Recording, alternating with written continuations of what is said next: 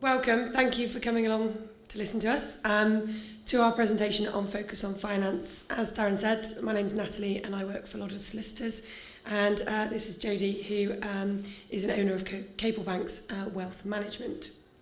Hopefully you'll see that you've all got some bags on your seats, and inside there are actually some bound packs which have a bit more of information about us because we're a bit short on time today, but also at the back you'll find the slides with sections for you to write on. So if you do want to make any notes or anything, they are in your bags. There should be a pen in there somewhere as well. So as I said, we are a bit tight for time today, so we are just going through some of the basic information, but we are around for the rest of the day and actually here this evening. So by all means, we would be delighted for you to come and talk through any particular questions that you have about more specific things. So today I'm going to talk to you about wills and lasting powers of attorney. Just starting with wills then. For me, it's obviously a common nag as a lawyer. I think nowadays most people realise that they need a will, yet statistics show that there are still about 2/3 of the population that don't have wills in place. So today I'm just going to go through some of the problem areas that we come across, particularly we are now seeing a lot more contested estates, a lot more people unfortunately falling out about money when parents, grandparents aren't here anymore. So again, for us, very important that people consider what can go wrong. So I'm just going to go through some of the problem areas today. So as above, people not having a will at all, people also not getting proper advice about a will, and also not keeping wills under review can be just as problematic sometimes. So I've included this slide. I'm not expecting you to read this at all. It is pretty much up there just to show you that the intestacy provisions, if you don't have a will, are actually quite complex. This flowchart is actually in full size in your packs if you do want to have a read through them properly. But basically it's really there to show, as I said, it's not as simple as people think. The main one being that there is a common misconception that ultimately your spouse would get everything, and I think most people still think that that's the case, and actually it's not. So if anything happens to a spouse, whilst that couple have children, or the deceased person has children, actually your spouse would get £250,000. They would then get half of the residue, and the other half would go to the children. And again, I think most people don't realise that. It can cause problems, and we'll come on to some case studies just to give an example of that. But also it might not be the best thing for tax planning purposes as well. There is also a common misconception still that a common law spouse exists. So again, things where people aren't married, aren't in civil partnerships, or indeed stepchildren are not included in the intestacy provisions. And again, I think it is still very archaic. We were just talking about how the law does go back a very long way, and quite often hasn't been updated. And again, family structures have probably changed quite a lot compared to these intestacy provisions. So why don't people make a will? For those of you that did meet us last night, we had a few chats about this, and some of the usual excuses came up. But these are just some of the common ones I come across. So people saying they don't have enough time to do one, they know they need to do one, they've thought about it, they just haven't got around to doing it. Particularly some of my younger clients don't think they've got enough money to warrant doing one. And again, I would say that you're not just looking at finances. Things like appointing guardians for children can be a very important aspect of doing a will. Also, a prime example I've actually had in recently, whereby some beneficiaries have fallen out about mother's £10,000 estate. So no matter how little you've got, people can still fall out about it. And probably more sad about that case is the likelihood is that the children will never speak to each other again, and that's quite sad for something that probably could have been sorted out by mum when she was around. Also, people saying they don't know what to do in their will, and for me, most of the time the people that don't know what to do is usually because their affairs are quite complex, which means there's even more reason why they should do one, because there can be, or they know that there's potentially problems when they're not going to be around. Also, people are concerned about the cost of it. And I'll come on later to just an example. And in my experience, the cost of actually dealing with an estate where everyone falls out far exceeds the cost of actually just getting your will done in the first place. So, and not to mention the emotional destruction as well. So, I'm afraid I'm going to be a bit sexist here, but the usual male answer is that it's not going to be me. I'll be around. Nothing's going to happen to me. I'm not going to have that car accident or whatever. And again, I'm being a bit sexist in that women quite often don't like talking about it because they think they'll tempt fate or something will happen because we've had that conversation. So completely understand, and it is obviously not a very nice thing to talk about, but hopefully we're not that scary, and we all make it as easy as possible for you to go through. So just to give you a bit of an example on how the intestacy provisions work, meet David. He's a jolly old chap, and he's a widower with no children. He's got distant relatives that live in Australia he's never met. He's got a house with no mortgage and some savings. He actually had a friend that had lived with him for 10 years and cared for him in his later life. Ultimately, under the intestacy provisions, his very distant relatives in Australia would inherit his whole estate. Poor friend would actually be kicked straight out of the house so that it could be sold to send some money off to Australia. If we just take that a step further, let's say that the friend that was living with him was actually his stepdaughter Sally, who he'd brought up as his own child from his wife. Ultimately, that wouldn't change things. The distant relatives in Australia would still inherit his estate, and she would ultimately have inherited nothing from her mother and nothing from her stepfather. Just from putting in place either mirror wills between them to make sure that that's what they'd have wanted to have done, or if mum had at least put in place what we would call a life interest trust will, mum could have at least protected her assets for her daughter, irrespective of what stepdad did later down the line. So you can just see how wills can just change the outcomes down the line. Just to give you another case study then, we've got Brian and Jane. They also don't have wills. They're a married couple in their 60s. They've just retired. They've got 2 adult children with an estate worth $1 million, but the house is worth $750,000. Brian dies. Sorry, chaps, I'm writing him off first. It's statistically more likely to happen. And because he doesn't have a will, as I said, under the intestacy provisions, Jane automatically gets a legacy of $250,000. She's then entitled to half of the rest of his estate. His children are entitled, or their children are entitled to the other half. Now, we all hope that our children won't then go and kick mum out of the house, but unfortunately, we do come across situations where either families don't get on, or the children's circumstances mean that they have to have the money. So in this example, we said that one of the children was reckless with money, had a bit of a gambling problem, didn't really like his parents very much, and the other child had learning difficulties and was being looked after by the local authority. Ultimately, if either of them insisted on having their money or their share, mum would have to sell the house to be able to release that money, which clearly would not have been what her husband would have wanted, but just through not doing a will. Just to take that a stage further, imagine if this couple were younger, both sides of the families don't get on. If they hadn't made wills, they wouldn't have appointed legal guardians for the children. And so it would be up to the families to war it out as to who got to look after them. And again, we do see families falling out about things like this, unfortunately. Moving on then to the second point, which was not taking proper advice about wills. Obviously, there are legal formalities to make sure a will's valid. Again, with our sort of claim culture nowadays, with Google, people are looking up what they're entitled to a lot more. We are seeing that a lot more people's estates are being disputed, whether that's through how the will has been done, whether that's the advice that was received, whether the person should have signed it in the first place. But things that I quite often find, people are now looking at 999 W.H. Smith wills, other wills available.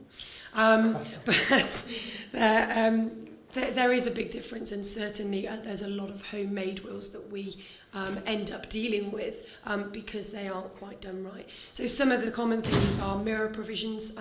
Quite often if I say to a husband and wife, what do you want to do? They'll say, well, everything to each other, and if not the children, great. Then I say, well, what if you were all gone? What if you had a car accident, something happened to all of you? And they both usually say, well, they would go to my bit would go to my family, my bit would go to my family. What they don't actually consider is actually if you just wrote your will that way, ultimately if you had an accident, one of you will have ultimately inherited from the other. And you would create a lottery as to which family inherited your joint combined wealth. Usually that's not what people want, but they hadn't really thought that far ahead. Also looking at substitute provisions, and one of my favourite things I think I said last night was my favourite word in most client meetings is what if. And I'm sorry, I'm very morbid, but I keep writing people off. And you do have to look at saying, well, okay, that's fine, great, it all goes to each other and the children, that is really what we would hope to happen. But if you are on that bad plane, if you are in that car accident, if something happens to you as a family, then what happens? And ultimately that's usually something that people haven't really thought about until they're questioned that bit further. Also considering the suitability, the more boring things, suitability of your executors and guardians, and also looking at administrative powers to make sure that your executors and trustees can do the job that you've basically given them to do. Just to give you an example of this, this is a genuine paragraph from actually a will that we ended up dealing with. So this was a homemade will. So I give to Mr and Mrs X and Mr and Mrs Y to each couple a half share in my estate, i.e. my property 1, also savings and monies in my bank account at Barclays and the Halifax Building Society. Also property 2 to be divided equally between the above couples. The other 50% is Mrs Z's. Now actually, what the deceased meant and had actually explained to Mr and Mrs X and Y was that Mrs Z owned half of his property number 2. So what he meant was that his half would go to his beneficiaries and she would have her half. Now actually the legal construction and the reading of a will is as it's written, and so ultimately Mrs Z actually got half of his share because that is technically what he's written, even though that's not what he meant. Also, you'll see that he's clearly said that he doesn't want his brother to inherit from his estate, but ultimately he actually died leaving an investment. Because he's only mentioned his bank account at Barclays and Halifax, this means that he's created a partial intestacy of his estate because he's not mentioned that investment and he hasn't used what we would call a residuary estate clause. Ultimately, because his brother is his next surviving relative under the intestacy rules, his brother would inherit that investment product even though he's categorically stated that he wouldn't want his brother to get anything. So you can just see how it's very easy to think that you've written what you want, but it's basically on a legal level interpreted in what can be a very different way and have a different outcome. Great if you've got your will done. One of the things that I do say to clients is make sure you have a read through it. I do encourage clients not to do anything about their will if they don't need to. So I do have clients that will come in with wills from the 60s, 70s. We have a look through them, nothing's really changed, and they're still happy with them. That's fine. But also, there are wills where people quite often say, oh, we didn't do it that long ago, and then they pull them out and realise actually it was 15, 20 years ago. The executors are no longer our friends, and we've actually had children or grandchildren since then. So all I say to people is pull them out and read through them. If you've got them, sit and just spend 5 minutes reading through and making sure you remember what you put. But also just reviewing your circumstances. So for me, at least read them every 5 years, but these 3 are really when you should absolutely go and look at them. So changing family circumstances, new children, grandchildren, family members having died before you. Also getting married. A lot of people forget that even though you've made the effort to go and do a will, if you have then got married, it completely revokes your old will and it's not effective. Also changing financial circumstances, making sure the legacies you've left are still relevant to the amounts nowadays, and also changing legislation which can change the advice that you would probably get in relation to your will. Just to give you, again, a genuine example of this, we had a client that made a will with a solicitor in 1982. She died in 2012, never having amended that. The executor had already died in her lifetime, and as the family didn't get on, it was a bit of a struggle getting everything administered because everything was a bit of a row.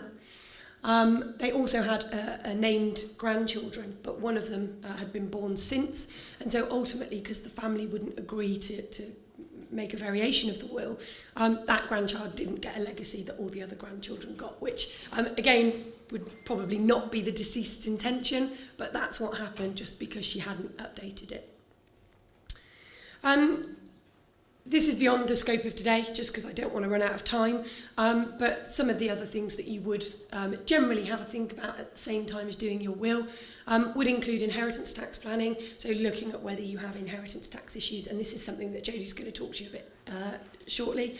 Also looking at whether deeds of variation in parents' or grandparents' estates is relevant.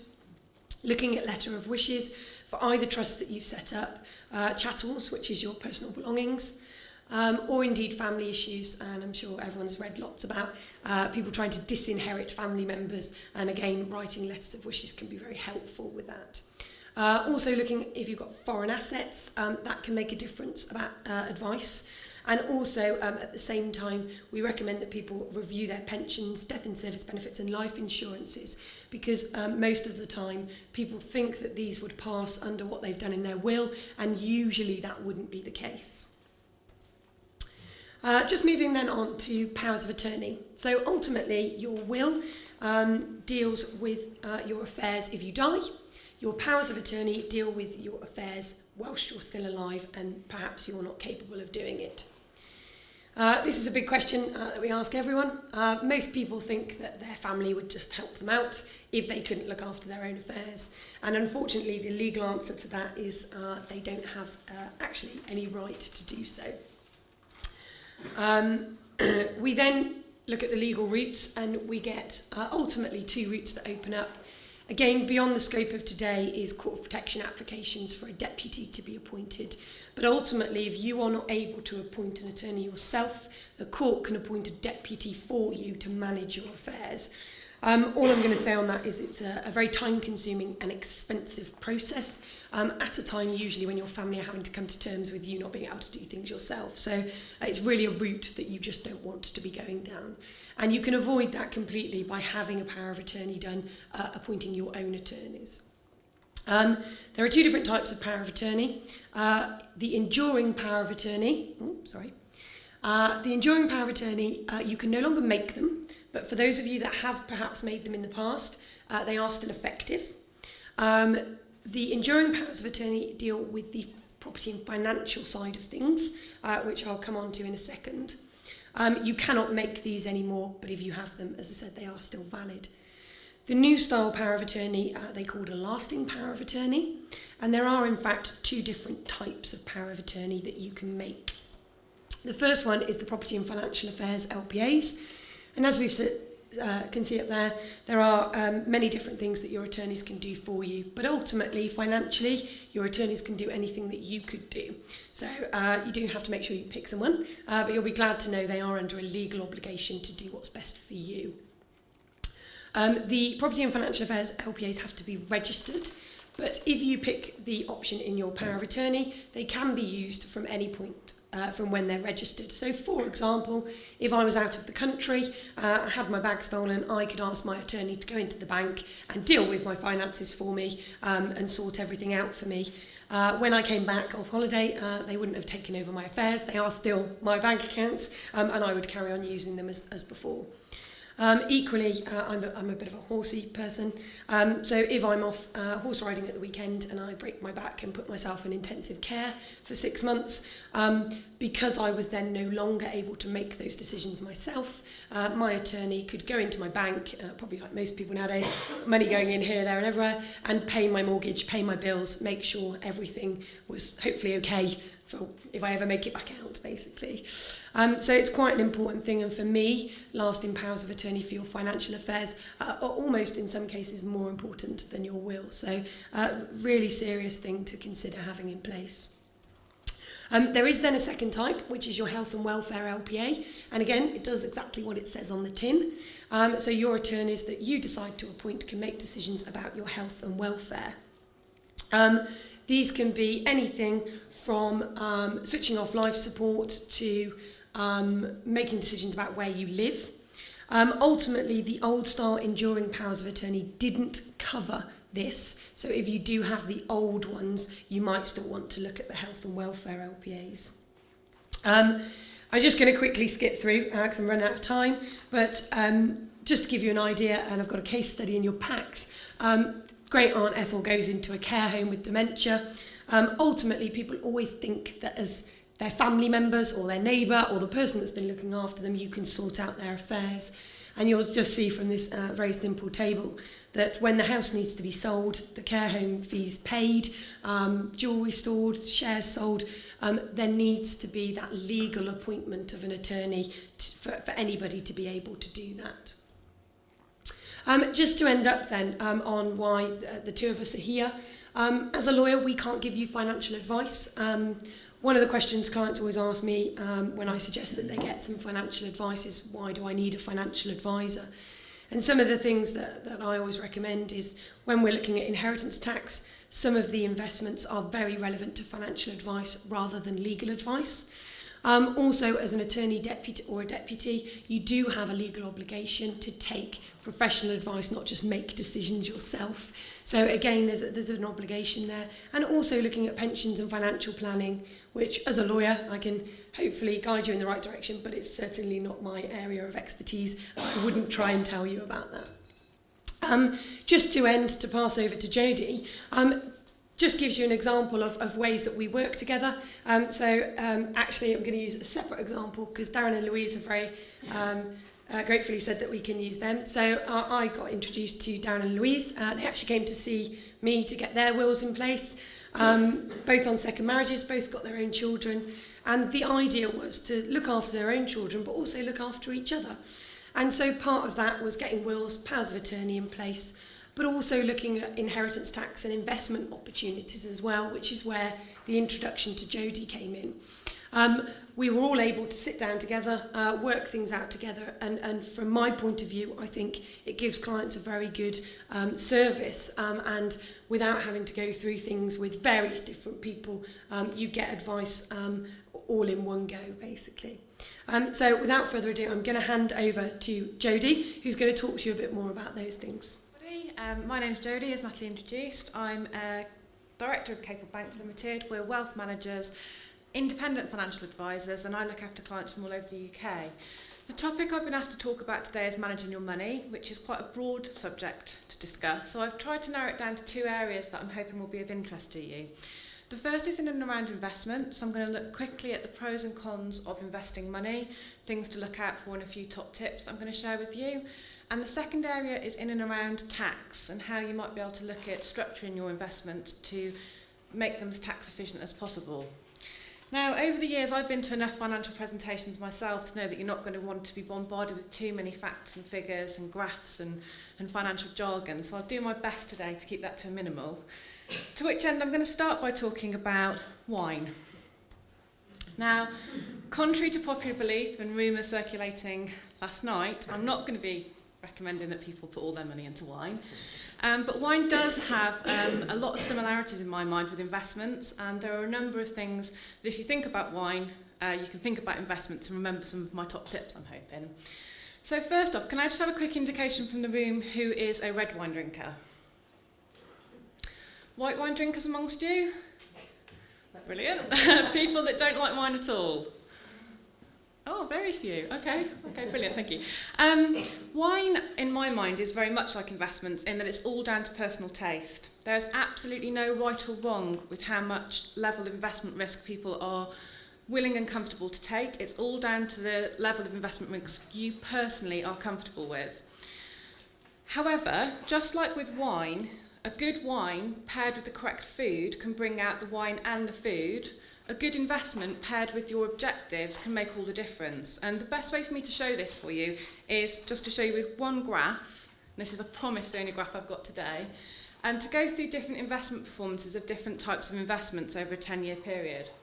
So the blue line, number A, is showing you the return of stocks and shares, UK stocks and shares, over a 10-year period. If you go down the line, B is showing you the return of UK gilts, so lower risk fixed interest investments. C is RPI. So RPI is basically inflation. It's showing you how much the cost of goods is going up over a period of time. And what that line is basically showing you is over the 10 years that we've got there, it's costing you more and more to buy things with the same amount of money. D is retail property. And E is the Bank of England base rate, and that gives you a relatively good idea of what kind of investment returns you could expect if you were keeping your money just in straightforward bank accounts. You can see that over that 10-year period, the all-share, FTSE all-share, has done the best and performed the strongest. It would have earned you the most money over that 10-year period, and cash at the bottom would have earned you the least amount of money. If you plot that 10-year graph back all the way to the beginning of every 10 years down to the beginning of the 1900s, it would have given you very, very similar results. That is by absolutely no means to say that everybody should therefore go away and invest their monies into stocks and shares. If you look at the blue line, you can see that over that 10-year period, you've had some significant ups and downs. If you'd have needed money out in the point where you see the bigger dip, 2007 to 2009, you would definitely not have wanted to have your money inside of that type of investment. You would have in all likelihood seen your money go down in value during that period. So this goes back to my original point. You need to make sure that the types of investments you're holding match the objectives that you have. Are you looking for growth or are you looking for income?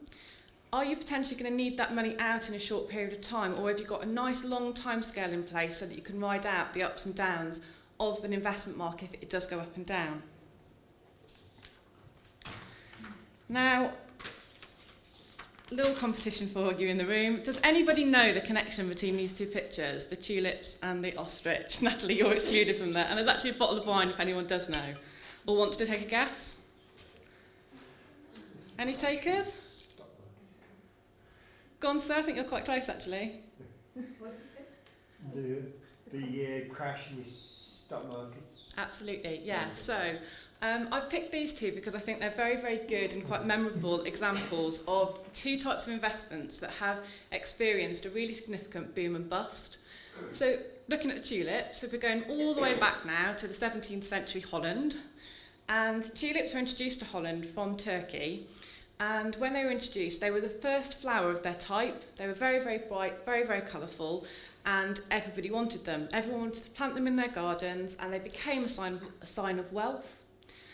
Because of the time it takes for a tulip seed to become a tulip bulb, 7 years, people began to speculate on the price of the bulbs, and people were buying the bulbs in advance of the following year's crop. Very, very soon, the cost of the tulips increased very rapidly, to the point where a single tulip bulb is recorded in history to have been sold for the equivalent of 35 times the average wage at that point in time. Eventually, common sense prevailed and people realised that there was absolutely no way these tulips, however nice they looked in the garden, were worth the amount of money that were being paid for them. And consequently, the bottom of the market fell very, very quickly and people lost a lot of money. Fast forward all the way to the 1990s and you see something very, very similar happening in ostrich farming. People began to think that ostriches were the next new meat. They were very lean. A bird produced not just meat, but feathers and eggs along the way. And ostrich farms sprouted up all over the world and people began to plough a lot of money into them. But again, what people began to do was speculate on the price and the worth of those ostrich birds. And at some point, again, it's recorded that a single ostrich was being sold for as much as £16,000. It bore no reference to what that ostrich was actually worth.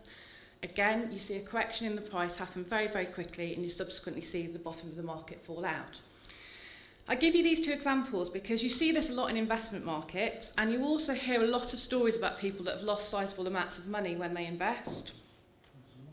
I guess where I see it as a financial advisor quite often is people that come to me And they have things like pensions and investments that they haven't looked at for a period of time. And when they do start to look at them, often what I find is they're invested into just single areas. So one of the easiest ways to avoid your investments being exposed to just a single area where you could see quite a steep price rise and a price drop is to make sure that you spread your investment risk by spreading monies over different areas. You always hold back cash. You must always have enough cash to cover any short-term needs and any emergency needs. The next stage on, actually investing your money, then depends upon your risk appetite. What I would always recommend is if you're low risk, you still try and get a very good broad spread of different investment holdings to get you that low risk investment. What you would do if you were higher risk is you'd weight your investment holdings to higher risk areas to get you the investment returns that you were looking for. But it's all about spreading investment risk and matching, ultimately, your risk and return. And again, I'm going to go back to my wine analogy because I do think it works quite well. The way to think about this is if you were going to buy wine for a collection of people, if I was buying wine today, if I didn't know what you all liked, I would spread my risk by buying a set of white, a set of red, and I'd probably chuck some rosé in there for good measure to make sure that I'd balance that out. So make sure that you've got your wines well matched, your investments well matched. Make sure that you've got a comfortable idea of what your taste is, how happy you are with investment risk, and then make sure that you've spread that. And a final point, Natalie mentioned in her presentation that she would always recommend reviewing your wills on a 5-yearly basis. I nag my clients more often than that. I say you must review your investments every year as a minimum.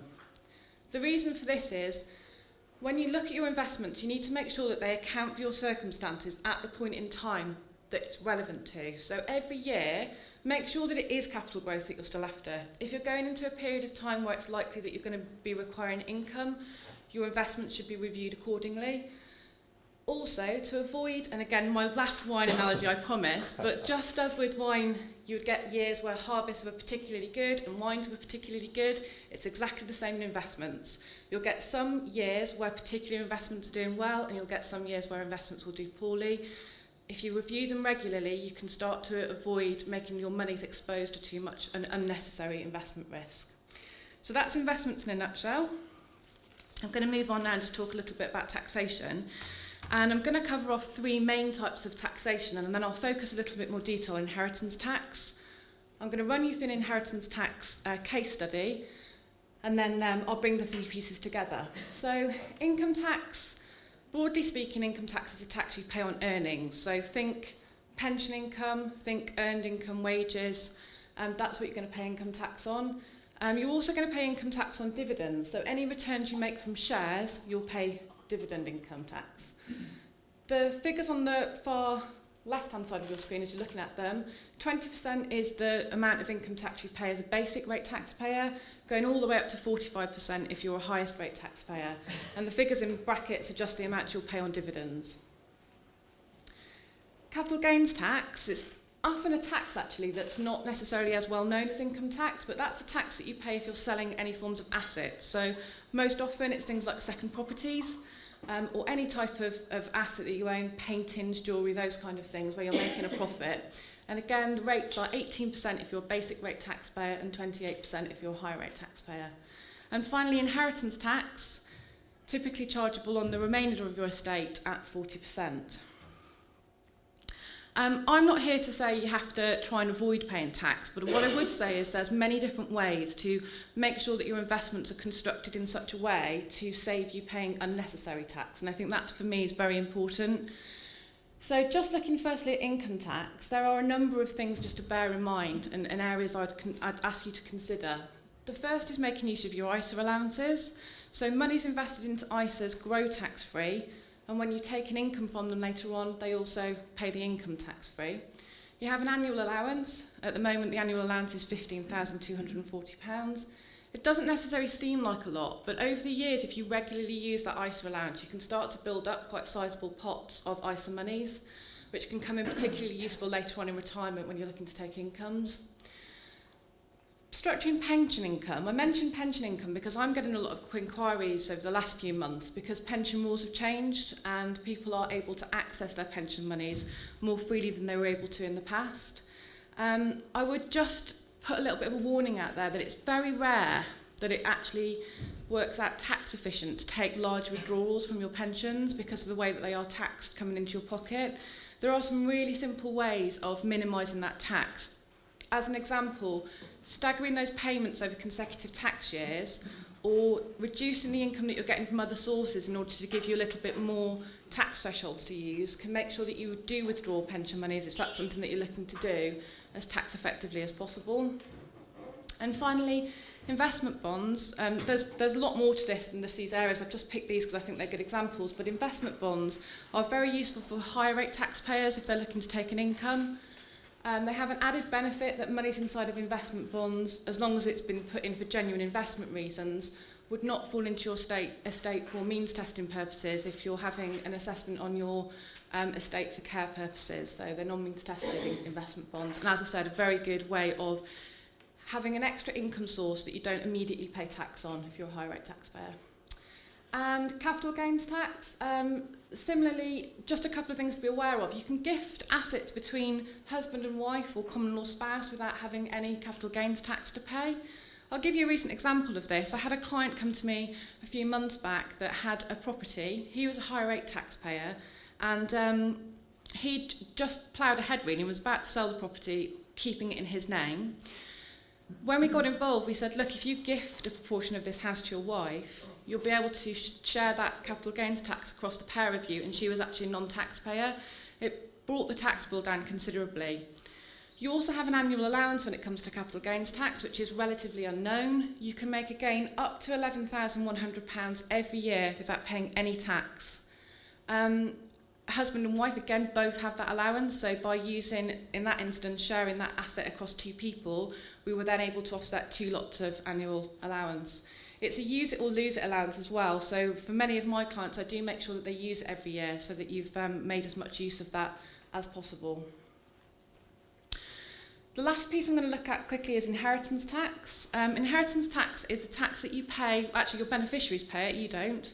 Your beneficiaries pay it on the remainder of your estate after you've died, once the nil rate band is taken away. So everybody has an allowance of, that they can offset against inheritance tax, and at the moment that allowance is £325,000.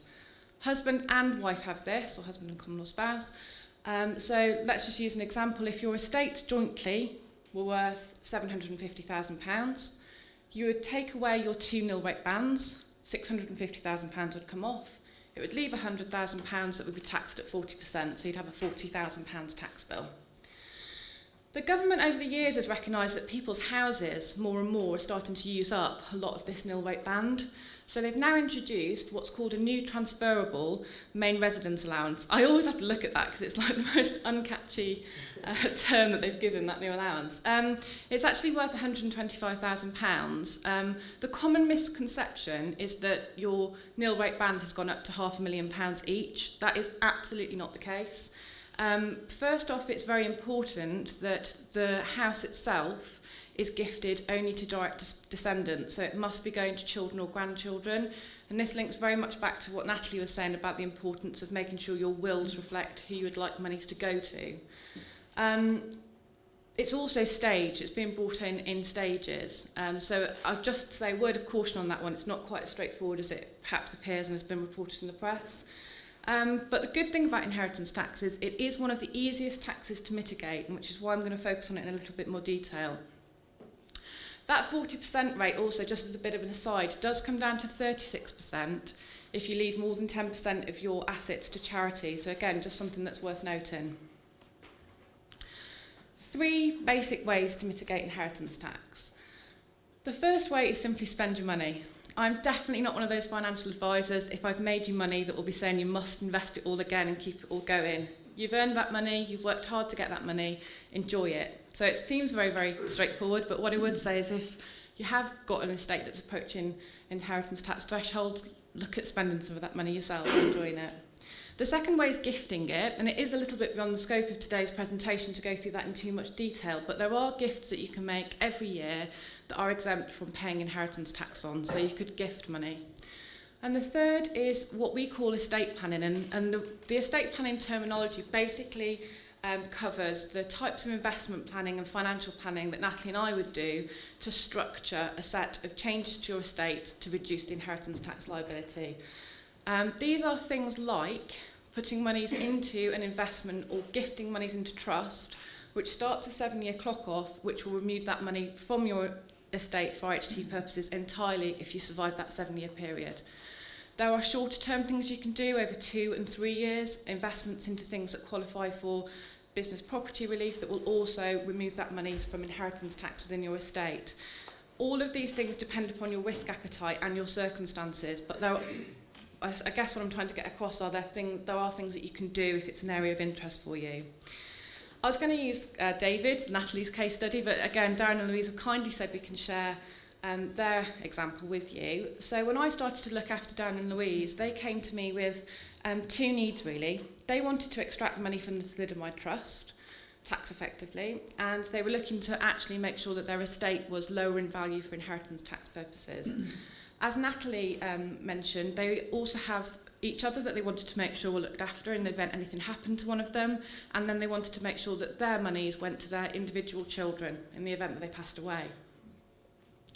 For Natalie and Darren, what we were able to do was construct 2 investments that had a 7-year clock ticking on them. Assuming that they survived those 7 years, all of the funds we've invested for them both will be outside of their estate for inheritance tax purposes. There are some added benefits. We've been able to provide some form of access to them, which was particularly important to them both in case they wanted money back over that period. So there's a degree of monies that they can bring back to themselves if they wanted to during that 7-year period. It also ensures that the monies go to the people that they've decided they would like that money going to in the long run. So it addresses that need as well. In this instance, Natalie and Darren have effectively been able to have their cake and eat it. So it's something just worth considering. The 40% slice that the inheritance tax takes off is really quite large. I'm just going to wrap up by saying professionally, this is where I do think solicitors and financial advisors, and indeed accountants actually, can work very well together. The joined-up approach, when you get your professionals working together, can save costs because you're not duplicating workloads. It can absolutely make sure that something that your legals have been doing don't actually conflict with financial advice that's being provided for you. And fundamentally, it can make sure that overall, if there's anything that you've missed, it does get spotted because your professionals are also looking at your individual needs. So Natalie mentioned earlier on that we've put together some more information, some fact sheets in the packs that we've given because we were a bit short of time in terms of getting all this information to you.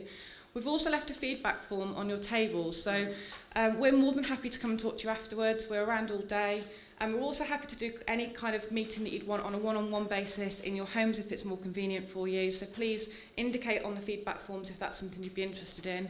And you know, it does help us actually if you do give us feedback in terms of just the presentations themselves. It's always good for us to just hear back from what has and hasn't been of interest to you both all. So I'm going to end there. If you've got any questions, please ask away. Both Natalie and I have got about 5-10 minutes, Darren, if anyone has any questions, and then we'll hand across to Jody. Good. Any questions? Yes. Maybe I can everyone hear me? Yep, okay, so my question is about lasting power of attorney. Can it be given to a group of individuals rather than an individual? The answer is you can appoint 1 or up to 4 attorneys, and you can appoint 1 or up to 4 replacement attorneys. And how you decide to make those people up is entirely up to you. They also can be completely different in the different types of power of attorney. So you could decide that you want your children to make decisions about your health, but you might think they're not sensible enough to deal with your finances, so you'll maybe appoint a friend to deal with that, and vice versa. So. And follow-up question for me. When should we do this? Now? What time is it now? Yeah. For me, most people that do know about powers of attorney always just think it's for great Aunt Ethel in her care home with dementia. She's the person that needs a power of attorney. And that's why I always use myself as the example, because the reality is we never know what will happen tomorrow. You could have a car accident and be unconscious for however many months. Somebody needs to deal with your affairs, and actually that is usually a lot harder to do than if you die. If you die and you don't have a will, it's not as easy, but we can fix that. Whereas actually, if you don't have a power of attorney in place, if you are unconscious in hospital for 2 months, no one can access your bank accounts. No one has the right to do that. Michael Schumacher is actually a really good example Yes, of that. So yeah. racing car driver, who would have thought that he was going to be, inflicted an injury that was actually nothing to do with racing car driving, it was skiing, but he actually had no powers of attorney in place, and it was almost nigh on impossible for the families to deal with his estate whilst he's been unconscious. So. Thank you. Sorry, our clients in supported services and hasn't got a power of attorney, I don't think. Oh, right. Cool, yes, yeah. So you could be appointed to them. Deputies. Yeah, if there's a deputy appointed. So a deputy and attorneys pretty much have the same job, but the monitoring of a deputy is usually a lot stricter, because ultimately the deputy has been appointed by the court rather than you. So there is a slight difference. So, for example, deputies have to pay annual fees for the privilege of doing it. They have to file accounts to the court, and they still have to go back to the court to make some decisions. Whereas actually, if you've picked your attorney, they actually have all of those freedoms without having to go back and account to the court. So they very much do the same job and fulfil the same role, but just in a slightly different way. And So we could still be able to draw up our will? Generally, you could still do a will if you've got capacity to sign a will. If not, if the Court of Protection are managing your affairs, you couldn't do a power of attorney, because ultimately the court have appointed someone to do that for you. But if you have capacity to sign a will, you could still sign a will, because they are. If you can't do a will, there is probably beyond the scope of day, but there is something called a statutory will, which ultimately the Court of Protection can approve for somebody to put in place. So there is an option if there's a concern.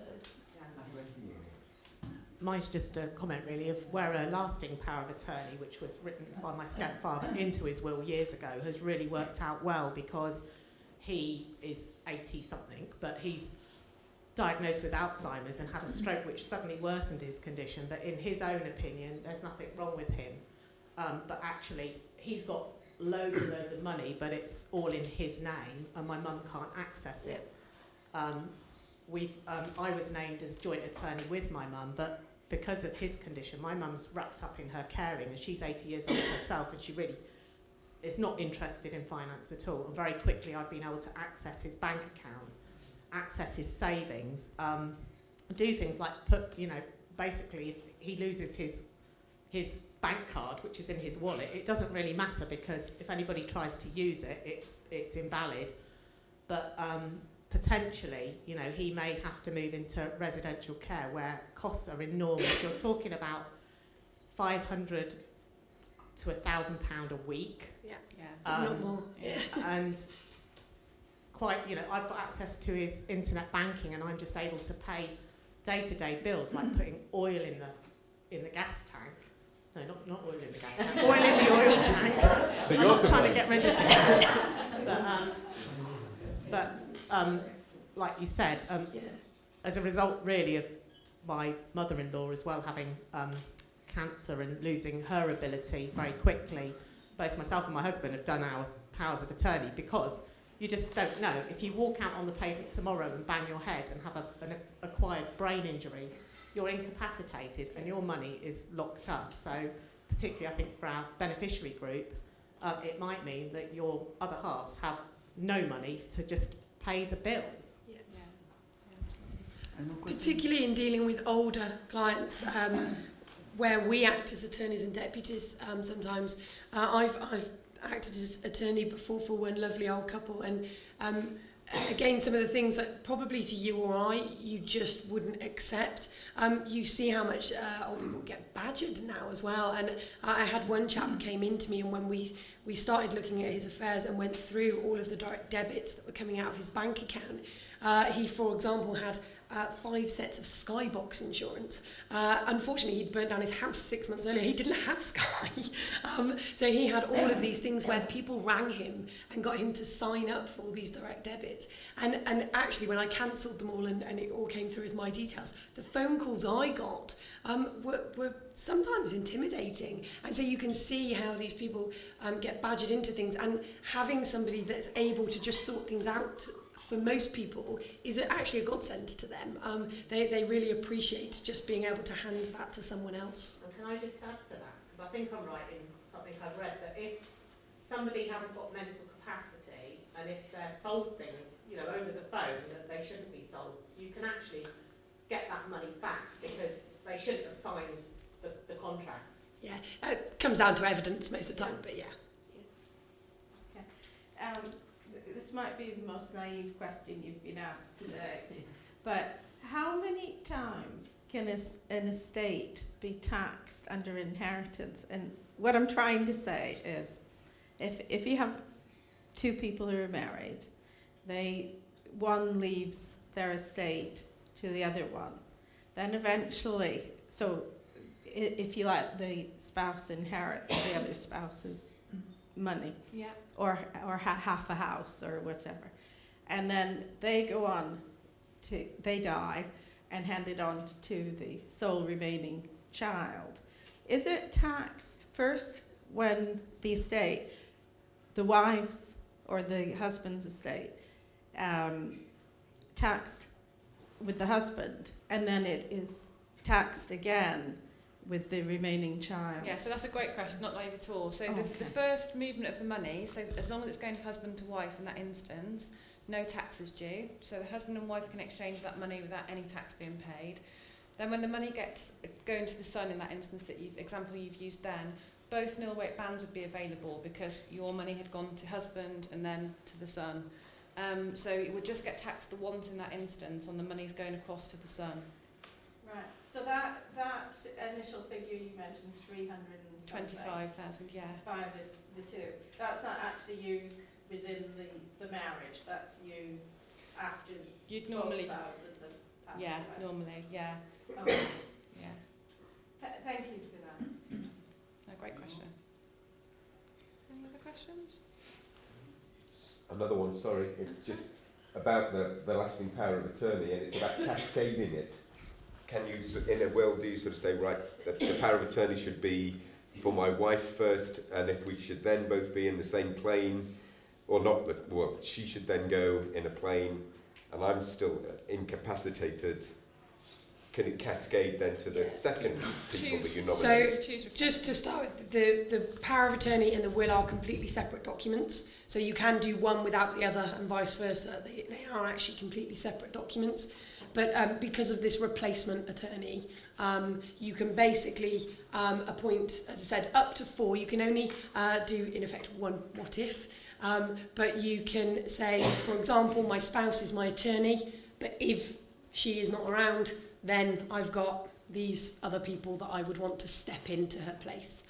And they would only step in if she wasn't able to do that job.